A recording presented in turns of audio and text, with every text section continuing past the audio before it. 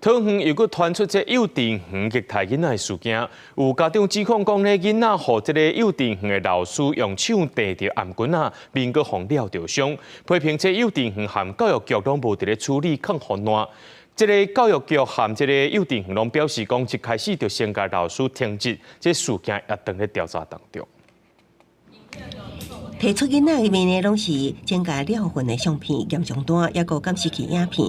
10月早起，家长伫市议员的协助之下，召开记者会，控诉幼稚园老师用手耍着4岁幼儿的阿妈棍，佮甲吊起来。幼儿在滚量的过程中，面也互老师的指甲撩着伤。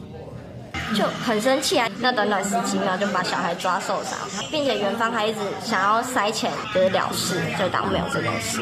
他们就是要用一个这个大过来给这个老师这个警告，然后作为惩处。那希望我们家长可以不要再追究这件事情。家长他们想要看这个前因跟后果的影片，我们的幼儿园是不愿意提供，要求艺人服务处发函给教育局。 13迄天发现囡仔下课转来了后，面有了痕，家长不愿伫询问访访了后，得到回应，说是要把红包互囡仔看医生，也佮讲希望唔通通报。市议员批评教育局处理态度消极，家长报警了后，园方才互司法监视器，要求检讨机制。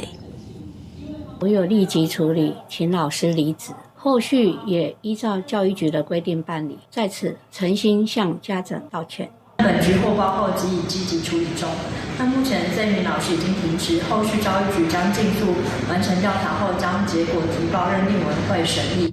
面对家长急急，幼儿园是讲事发了后第一时间就有通报。教育局表示，若经过查证违反《教保服务人员条例》第33条规定属实，会看经济轻重，分别裁处幼儿园也是行为人新台币6000到6万，也是6万到60万的罚款，也是这名老师1到4年，也是终身被当伫教保服务机构服务。记者综合报道。